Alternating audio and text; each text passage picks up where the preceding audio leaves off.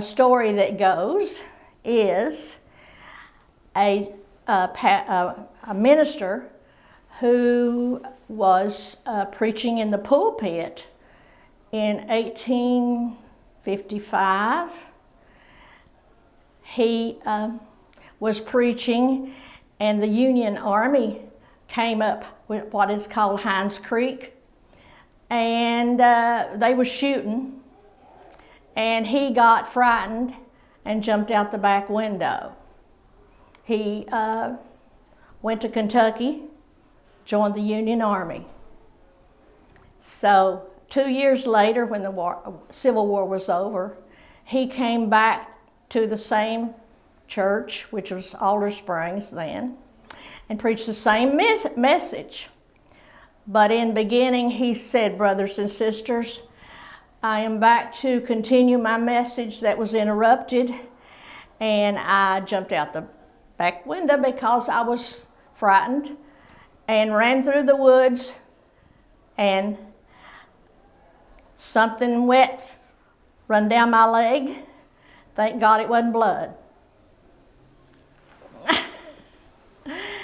So he is buried in our cemetery, and his father, who was George Turner Sr., is the first person buried in our cemetery, which he died in May of 1849, and the church was established in March of 1849.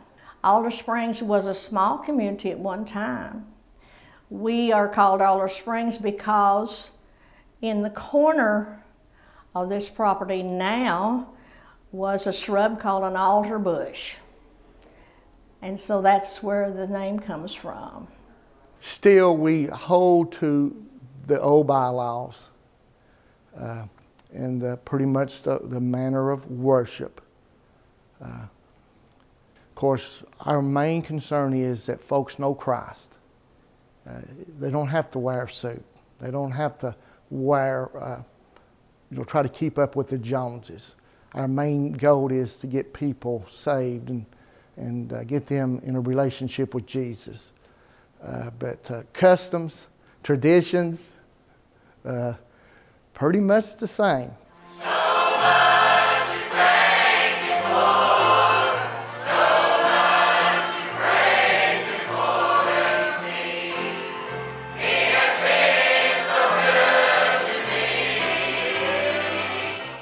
What makes anything last?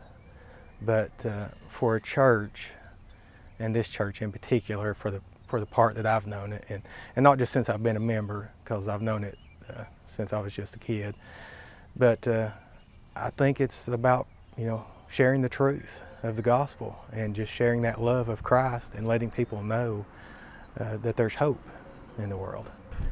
I think they've stayed true to that, though. I think along the ways they've stayed to the core, preaching the scriptures and sharing that love. When this church was founded, someone had to have a vision. Not only a vision, but had to have faith. And of course, a vision without faith minus works equals zero. It's nothing.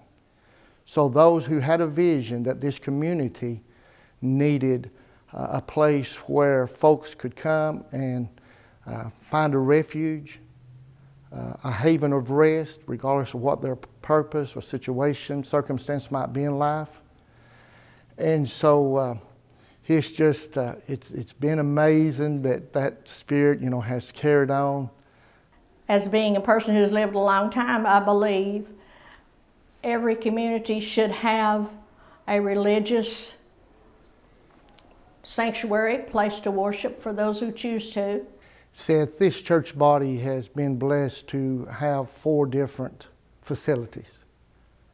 Of course, this church was organized in 1849.